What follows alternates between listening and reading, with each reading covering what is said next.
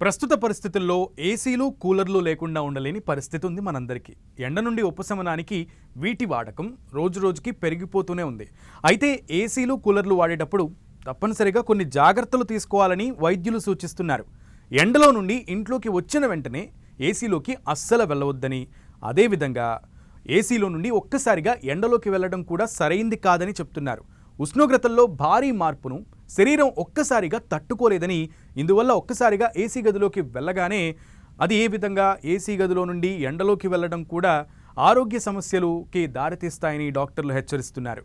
ఏసీల ఫిల్టర్లను ఎప్పటికప్పుడు మార్చుకోవాలని, ఎప్పటికప్పుడు శుభ్రం చేసుకోవాలని కూడా వైద్యులు సూచనలు జారీ చేస్తున్నారు. ఇప్పుడు సమ్మర్ కాబట్టి ఫిల్టర్లలో ఉండే సన్నని ధూళి కణాల వల్ల జలుబు, దగ్గులతో పాటుగా జ్వరం కూడా వచ్చే అవకాశం ఉందని వైద్యులు హెచ్చరిస్తున్నారు. కూలర్ల స్పాంజ్లను కూడా ఎప్పటికప్పుడు మార్చుకోవాలని వైద్యులు సూచిస్తున్నారు. వీటి ద్వారా వచ్చే తుంపర్లలో సన్నని ధూళి కణాలు ముక్కు, నోటి ద్వారా ఊపిరితిత్తుల్లోకి వెళ్లే ప్రమాదం ఉందని, దీనివల్ల కూడా ఆరోగ్య సమస్యలు వస్తాయంటున్నారు.